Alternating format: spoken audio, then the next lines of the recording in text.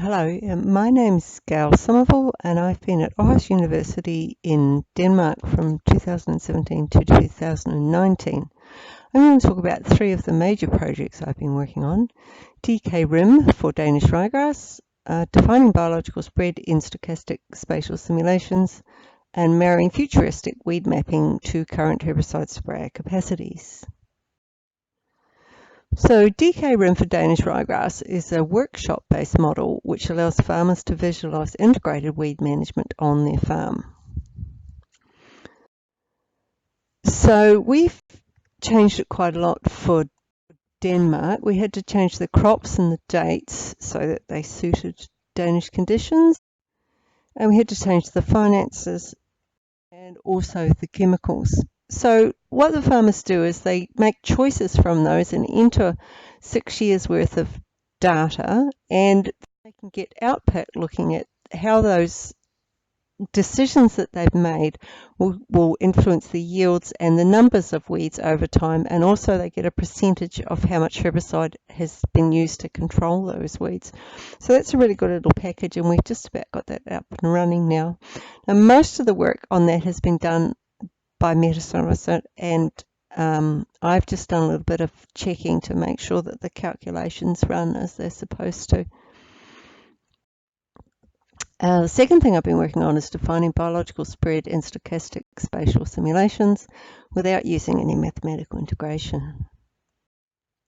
So this is the raw data we had. Now if we look at 1998 on the left, these seedlings were sown in a 400 metre square field, and they're sown next to a hedge.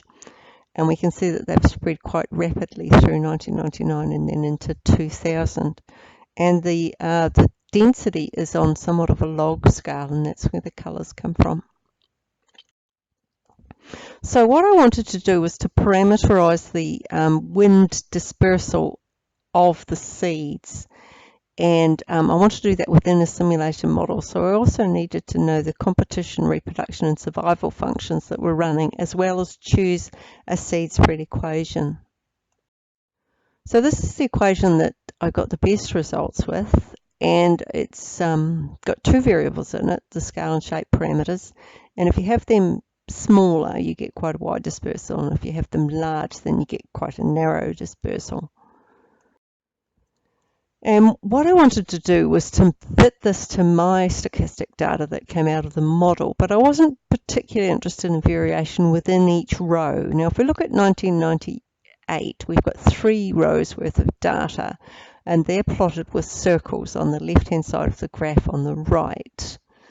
And then we've got the 1999 data and the 2000 data. So those are just averages for each row because we didn't need that within row variability.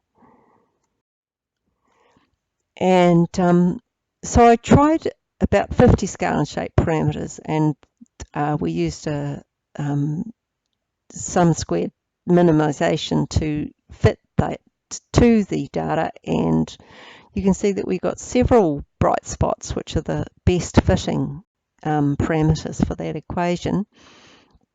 And then so what I wanted to do was to graph those different combinations and to choose one visually that gave us the best fit to the data. So this is the parameters I've got, and yeah, so because we were working next to a hedge, the spread increased as we got further away from the hedge. But there is an interesting little bump here at 1.5 to 2 meters of the hedge. The numbers actually go up, which means there's less dispersal. And that's a bit of turbulence that occurs at that distance from the hedge, and is due to the porosity height and depth of the hedge. So it's independent of those species, and you can see that it affected both species in the same place, which is really cool. So what we did was we removed the mathematical integration. We fitted that equation for seed spread from within the simulation, and that means we're using the whole population of weeds to parameterize the equation. We're not just using a small subset of data, and it's also come from within a wheat field, so it's very relevant to the actual situation. And we looked at determining a satisfactory truncation distance because we're working with probabilities.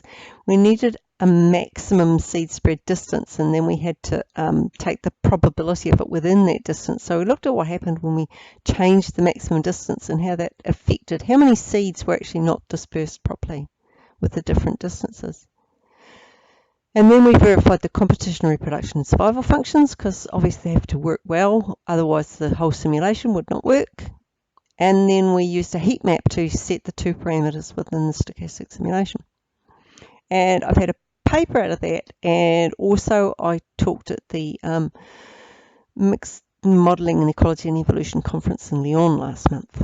I did some further investigations on wind, and I also wanted to match the inter-row variability in the biological results with that in the simulations, which came out quite well.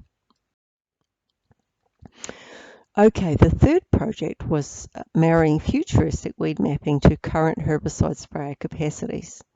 So this was a joint project with a lot of partners, but it's only a small part of it. So we're looking at broad-scale farming. We've got EU directives to reduce herbicide use, and there's a decision support system, IPM-wise, which analyses every field and sets a herbicide rate. So if we just analyse the weeds in each field and then choose herbicides based on the weeds that are there at the time, that will save around 40% over the country. But if we wanted to reduce herbicides further, we could do spot spraying, but the new equipment is quite expensive, and if it's got a lot of cameras and a lot of hydraulics, and also there's a worry that it could be superseded quite quickly, so farmers are somewhat reluctant to buy the new equipment. Now if we look at the raw data for this, that's on the left there, and we've taken all those images about 10 by 10 metres apart, and then we've analysed the weeds within those and used kriging to come up with that map in the middle, and you can see that that's quite complex, and to do a spray map with that you'd need a fairly complicated sprayer. But if we look on the right hand side, that's a spray map that you could use with a GPS directed sprayer, and you'd go around the field and you know exactly where you were going to spray each time, and that's what current sprayers do. So what we did was we just analysed each population within those polygons and worked out spray rates both for the DFF herbicide and for the Atlantis OD herbicide. Because we've got a community of weeds, we need two herbicides to control them. But that, if you followed that, you'd still have to go around the field twice, so it's a bit of a problem. So what we did was we took the maximum for each polygon and looked at a tank mix, and it still comes out quite well. In fact, we can reduce our herbicide use by a further 40%, and it does use available spray equipment because the hydraulics can be adjusted to move the spray capacity up and down by 30%, which can be done with the current herbicide sprayers. So that initially only used 3 or 4 images per polygon. So what I'm working on now is a larger spray map with the images 5 by 5 meters apart, which means you've got 4 times as many images. And I spoke about this at the Precision Agriculture Conference in Montpellier, and I hope to have a paper out with it within the next short space of time. Hello, my name's Gayle Somerville, and I've been at Aarhus University in Denmark from 2017 to 2019. I'm going to talk about 3 of the major projects I've been working on: DK Rim for Danish ryegrass, defining biological spread in stochastic spatial simulations, and marrying futuristic weed mapping to current herbicide sprayer capacities.